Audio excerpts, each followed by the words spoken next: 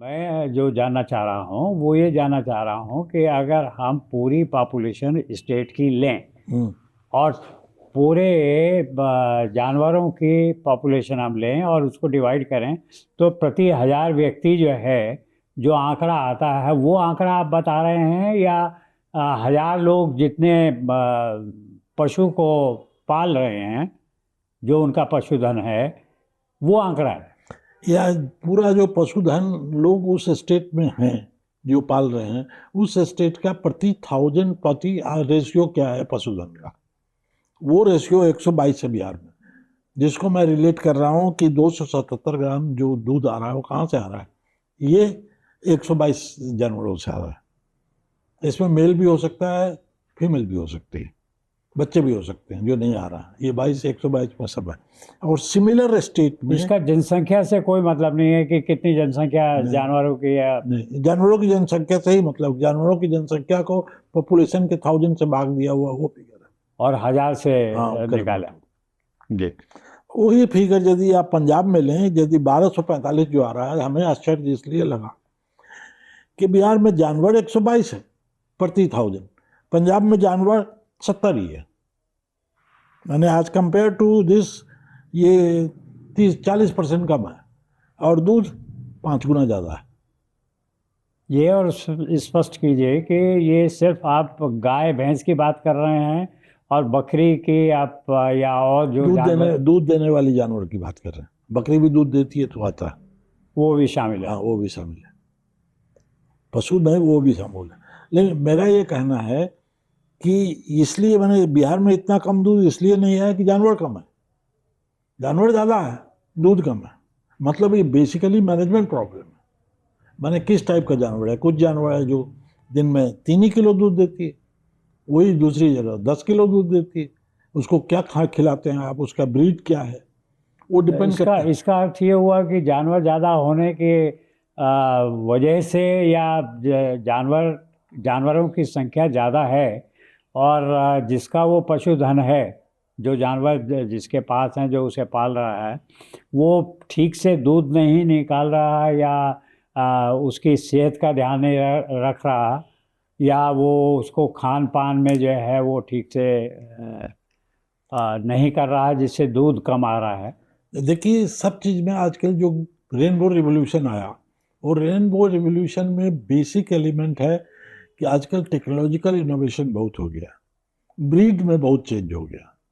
मैंने गाय का एक ब्रीड आ गया है, जर्सी गाय। जर्सी गाय और इंडियन गाय के दूध में 3 गुना का डिफरेंस है प्रोडक्शन का।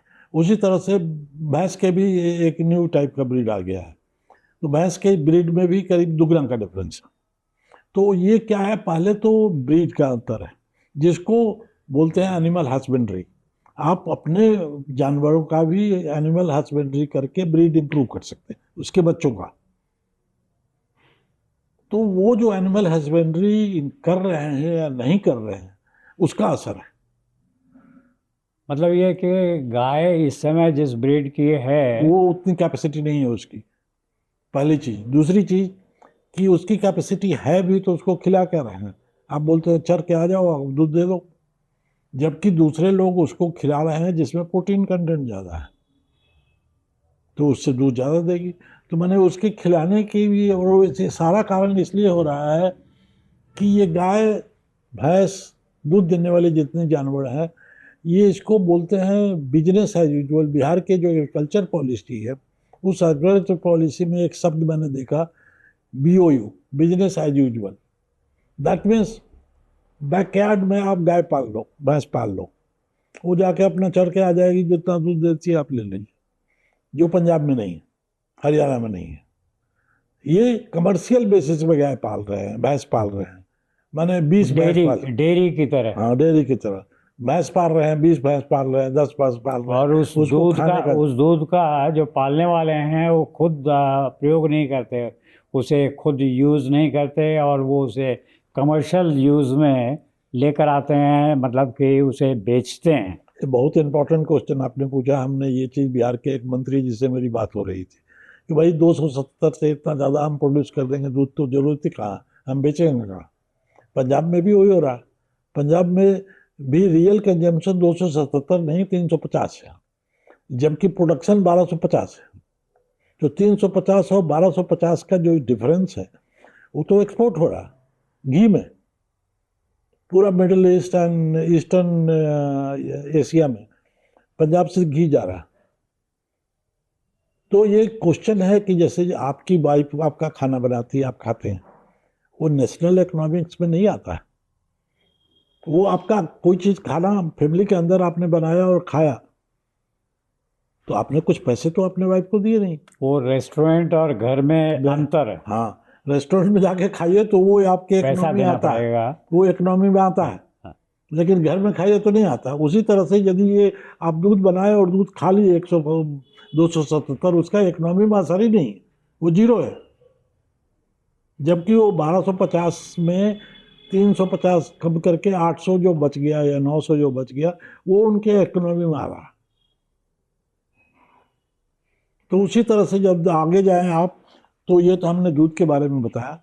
यदि आगे जाएं तो हमने डिस्कस किया कि मीट का क्या असर है। मीट के प्रोडक्शन के लिए इसी चैप्टर 4 में ही सारी चीज़ें दिया हुआ है कि मीट की प्रोडक्शन में आप जैसे देखेंगे कि बिहार का मीट का प्रोडक्शन प्रति 1000 व्यक्ति इन साल 404 ग्राम है, 404 टन। जबकि यही चीज़ जो है मीट का प्रोडक्शन जो आप देखेंगे पंजाब में और बाकी जगह जो है, जैसे आप एग का ही देख लें, पहले एग का देख लीजिए कि एग का प्रोडक्शन बिहार में, एग अंडा जी, प्रति व्यक्ति प्रति ईयर 27 है। साल में 27 ही प्रति व्यक्ति, क्योंकि सब लोग एग खा नहीं रहे। जबकि यही एग का प्रोडक्शन प्रति व्यक्ति प्रति ईयर आंध्रा में 479 है। Right. प्रति व्यक्ति प्रति ईयर। मैंने वो खा नहीं रहा, ये अंडा जो है ये आंध्रा से बाहर जा बिक रहा। उसी तरह से यदि ये अंडा का प्रोडक्शन आप तमिलनाडु में ले तो 291 है, आपका हरियाणा में ले तो 251 है, जबकि बिहार ले तो 27 है। हो सकता है बिहार में खाने के लिए 27 काफ़ी है, उसमें से कुछ भी एक्सपोर्ट नहीं हो रहा है, कुछ भी नहीं है। बाकी जगह जो है अंडा, उस अंडे को आपने एक पाउडर बना दिया जो नहीं खा रहे हैं। एक पाउडर से प्रोटीन का प्रोडक्ट है, उससे प्रोटीन सप्लीमेंट बोल करके दुनिया भर में बिकता है। तो ये आपका इनकम जो पर कैपिटा इनकम जो आता है, जो 27 जो आप खा जाते हैं, वो तो पर कैपिटा इनकम के लिए जीरो है।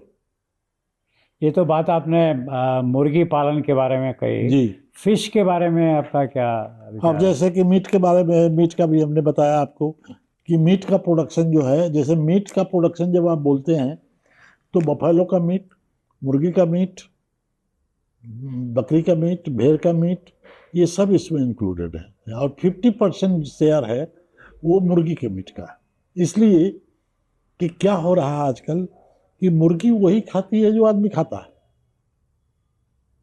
वही उसी तरह का दाना दाना आदमी जो है वो मुर्गी आटा घास बना नहीं के खाती, मुर्गी घास नहीं खाती है, वो दाना खाती है, और वही दाना खाती है जो आप खाते हैं। तो उसमें एक इकोनॉमिक्स आता है फिट टू फूड, मतलब कितना किलो आपने खुलाया। एक्चुअली मुर्गी इज ए बायोलॉजिकल मशीन जो दाना को कन्वर्ट कर रही है मीट में, ऐसे समझ लें। तो आप उसको कितना किलो खिलाते हैं तो कितना किलो मीट बनता है। 2 किलो खिलाते हैं तो 1 किलो का मीट बनता है। It is suppose to be the highest food to feed conversion. किसी और चीज़ को आप दाना खिलाएं तो वो 50% नहीं बनता है। जैसे आप पिग में क्या होता है कि यदि फूड टू फीड करिए, पिग भी वही खाता है जो इंसान खाता है। जो इंसान खाता है, लेकिन उसको पचाने की शक्ति ज़्यादा है इंसान से। जो बाकी चीज़ जो इंसान नहीं खाता, बाजरा, जौ, बंगरा वगैरह, वो सब खाता है। वहाँ पर क्या है, food to feed conversion chicken से वर्ष है, चिकन से खराब है। मैंने वहाँ ज़्यादा फूड खाता है और कम मीट देता है। फिश के केस में क्या है कि फिश 2 टाइप से है। एक फिश है जिसको बोलते हैं कैचिंग, मैंने नेट डाल करके फिश कैच करते हैं आप, उसको तो आप खिलाते नहीं, वो तो खुद ही अपना खाती, आप तो खाली पकड़ते हैं। लेकिन आजकल वो आ गया है कल्चर फिशिंग। मैंने फिश को आप जाल अपने नेट में, एक नेट बना होता है जो पानी में नेट है, उसमें आप बचपन से ही उसको फिश लिंक डाल दीजिए और खाना खिलाइए, और उसको 6 महीने के बाद फिश निकाल दीजिए, तो उसमें खाना खिलाना पड़ता है। तो वहाँ भी फिट टू फूड है, फिश भी वो वही खाना खाती है जो आदमी खाता है, जो मुर्गी खाती है। तो वहाँ फिट टू फूड रेशियो मुर्गी के बराबर है। मैंने फिश मैन्युफैक्चर, ये बेसिकली आप समझिए कि ये मैन्युफैक्चरिंग मशीन है। मैंने आपके प्रोटीन को मैन्युफैक्चर करने के लिए मुर्गी एक मशीन है। उसी तरह से आपके मछली जो है वो आपके प्रोटीन खाने के लिए एक मशीन है जो कैप्चर करके आप डेवलप कर रहे हैं, उसको खिला रहे हैं।